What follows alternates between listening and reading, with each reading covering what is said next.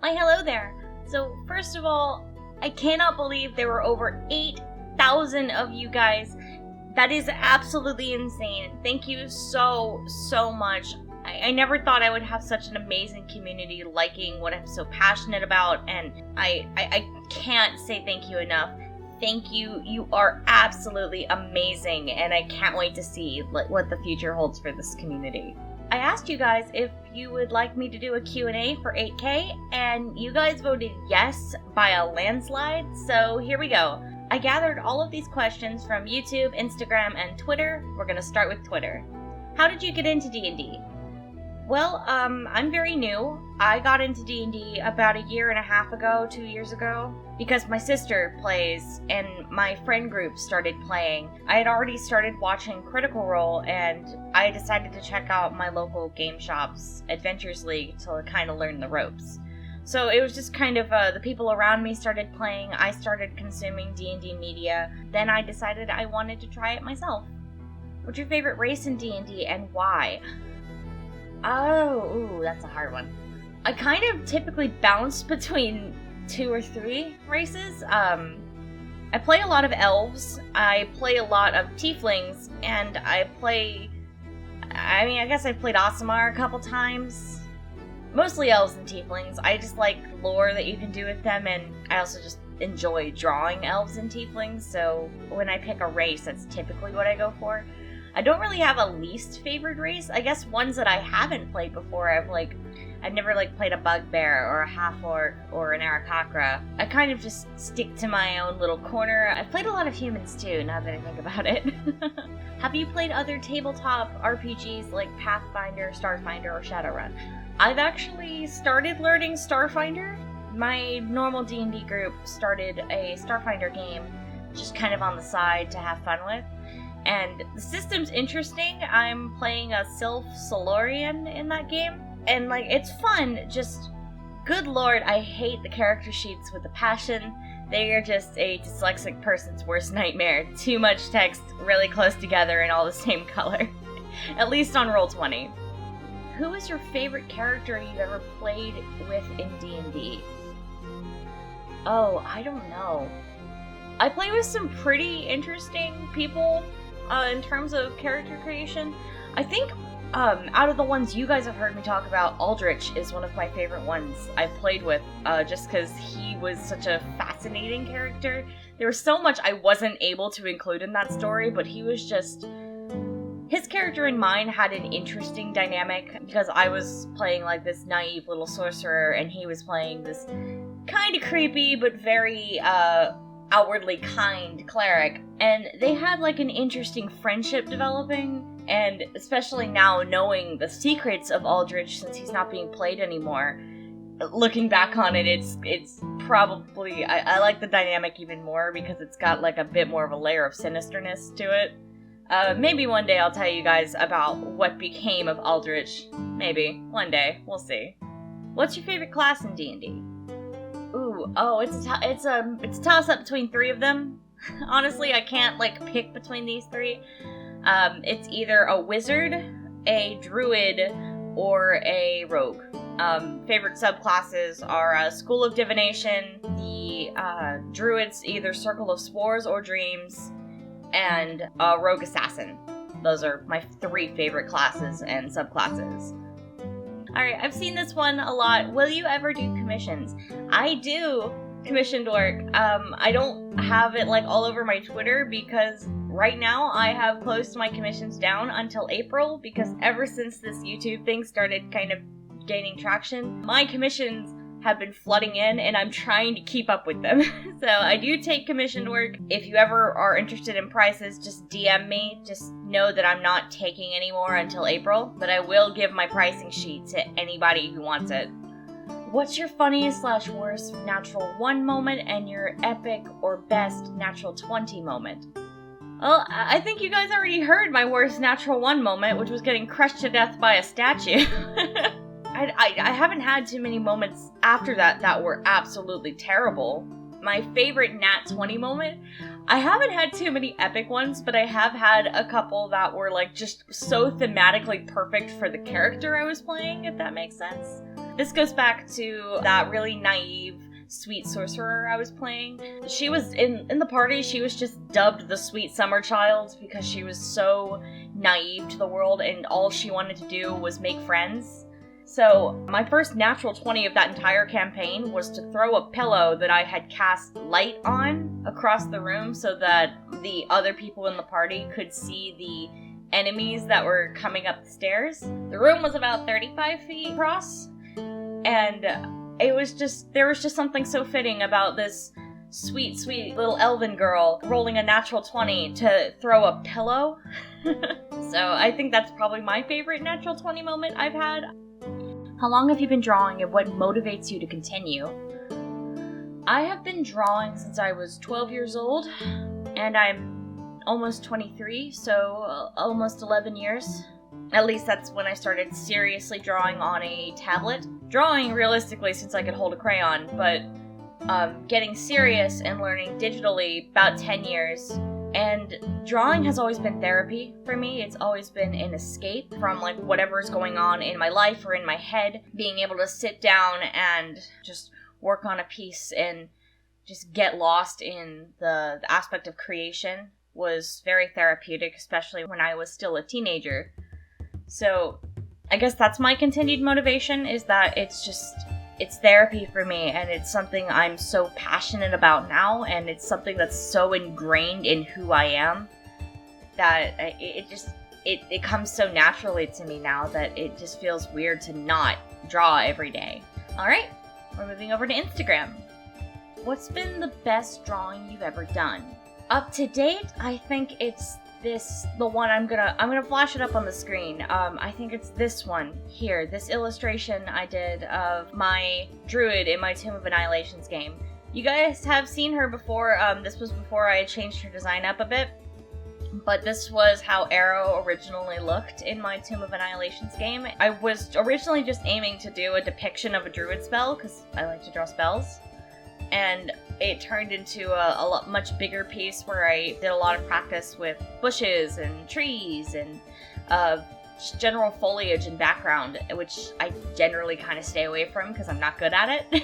So this is still a piece I'm very proud of, just because of I was able to kind of meld lineless and lined texture together. So yeah, this is a piece I'm still very proud of, and I think will probably be one of the best pictures I did in 2019. If you had to pick the biggest struggles with drawing, what would it be? Art block. Hands down, art block. It's the worst feeling in the world when I sit down and I want to draw and nothing comes to mind. And I guess a close second to that, it would be, like, I think any artist knows those days where you know what you want to draw and it's in your head and your hand just doesn't cooperate and you cannot get it down onto paper. So I guess those are like the two most frustrating things about drawing, is when you can't get that image out of your head or you can't come up with an image in your head when you want to draw. What's your favorite character you've ever played in D&D? Ooh, I know this one. Alright, so I played a homebrewed class character named Lydia. She was a gambler, which in class mechanics was just kind of like a super reflavored sorcerer. Lydia was such an absolute joy for me to play, just because she was like this sassy Southern belle type, and she's the only character I've ever been able to do an accent for, because her accent is just a stronger version of my accent. She was like witty and cunning, and she was a huge con artist and just really fun to play. But I think a very close second would probably be Arrow. Arrow is just a character that when I play her, it's very calming, because she's a very calm and maternal force in the party. So getting into her mindset, there's something almost therapeutic about it. It's kind of hard to explain. What inspires your D&D characters? Other D&D characters? I pick one general theme when I'm making characters. Like, with that sweet little sorcerer, Nia, her main theme was naivety. I wanted to play off of the fact that she is incredibly naive, and she knows nothing about this world, and play to the strengths and weaknesses of that naivety. What made her strong was that she was very personable and very approachable. She was a good face to speak for the party because she was so kind. But the flip side of that is that she was very easy to trick, and she was very quick to trust, and that ended up getting her into some trouble. I pick one general theme or something I want to really heavily play up in their character motivations, and then it kind of all comes around from there. Okay, we're moving on to YouTube. Why did you decide to call your channel Wystle While You Work? It's actually a bit of an evolution. A lot of people don't really know this, but I was on YouTube before this channel in a very small corner of the commentary community. That was like kind of just really toxic ranting videos. It was really bad. I was a horribly cringy teenager. When I left that, I left everything. I deleted a channel. I deleted all my social media, which at that point I had I think 2,000 subscribers on that old channel, about 600 on that Twitter, 1.5k on DeviantArt. Just I uprooted everything and I started from scratch because I wanted a clean slate. And I first started calling myself Wisteria, and then I started just shortening it to Wys. Somewhere along the lines I wrote Wystle, and then Wystle While You Work just kind of came after that, kind of naturally, and it kind of fit the aesthetic of that I was trying to go for, which is kind of obnoxiously cute and kind of Disney-like and just pink everywhere. So that's kind of how I ended up being Wystle While You Work, and I ended up keeping it. It had a nice ring to it. I thought it was a cute little channel name, so that's how I ended up becoming Wystle While You Work from Wisteria. Who, if anyone, inspired you to make Dungeons & Dragons videos? I know I've said this on Twitter before, but I was inspired by the bigger channels like Puffin Forest, Joe Cat, Dingo Doodles. I was also inspired by channels like Crit Crab. I liked this idea of being able to of telling stories of these adventures you've gone on, and I kind of just wanted to take that idea and put it in a more simplistic format to match my style a little bit. So, stories over speed paints. Do you have any advice for people aspiring to get serious about art or YouTube? Art? Yes. YouTube? Not so much, because I'm still figuring this out myself. For artwork, practice. I know that is probably the last thing any beginning artist wants to hear, but practice. Practice anywhere you can. Carry a sketchbook around with you. Practice. Always challenge yourself. Get outside of your comfort zone. Try new things. If you find yourself struggling to draw hands, draw hands. Something I used to do when I was younger, I would draw pages of just my left hand in different positions just to learn how hands worked.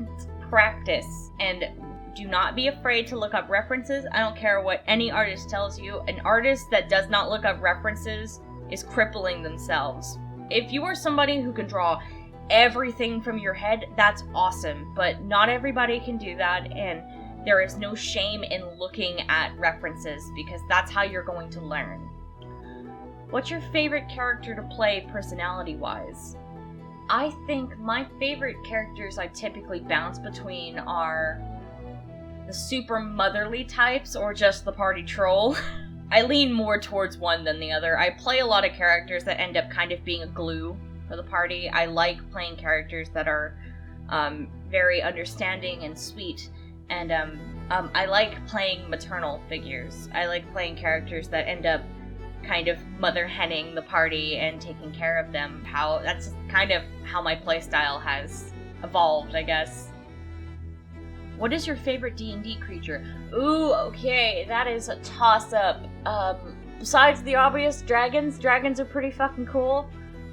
Silver dragons are my favorite metallic, and black dragons are my favorite chromatic. But as far as the creatures in the monster manual that aren't dragons, aboleths are pretty fucking cool. I had a warlock build that was pacted to one that was pretty interesting. I also really like mind flayers. Just aberrations in general I find really fascinating. Beholders too. Just aberrations are cool. I like them, they're awesome. How often do you min-max your characters, if at all? I kind of try to avoid min-maxing just because I'm not good at it.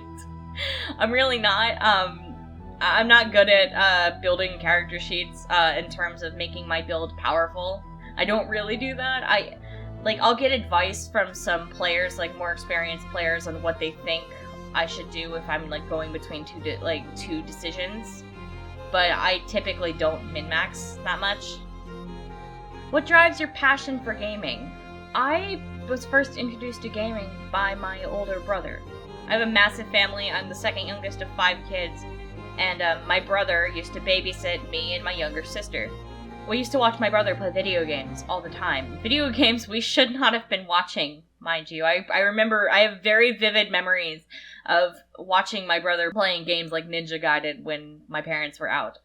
And eventually I learned how to play games. The first game I ever played was Donkey Kong Country, when we still had our N64, and then I played games like Chrono Trigger and Wild Arms and Dragon Quest, and eventually I moved on to games like Kingdom Hearts and God of War and Devil May Cry and Shadow of the Colossus. So my brother was a big influence in my gaming experience as a kid and why I love gaming now. As far as tabletops goes, again, it was my sister, my friend group, and the media I was consuming that kind of pushed me into getting into D&D. Alright, and the final question is one that I've seen all over all 3 platforms, and I was saving it till the end. Are we going to get a Discord server? And the answer is, we already have one. In the description of my videos since the DM nerfed my character video, I've had a Discord link down there. I've just been reluctant to completely announce it because I needed to make sure my mods were ready. I needed to make sure we were ready for a huge influx of people. But we do have a Discord server, and the link is below. It's pretty lax. It's just like art and chilling, talking about D&D, and just being general nerds. So yeah, there is one down there. And that's about it for my 8K Q&A. Thank you so much for over 8,000 subscribers. As I'm looking at my sub count, it's almost 9,000, and that's just absolutely blows my mind. I'm sorry if this video format was a little all over the place. I'm doing this unscripted for once, so I may sound a little rambly. But yeah, thank you to everybody who submitted a question, and if I did not get to yours, I am sorry. I just kind of tried to consolidate the ones that the majority of people were asking. And I'll see you soon with my next D&D video. Bye!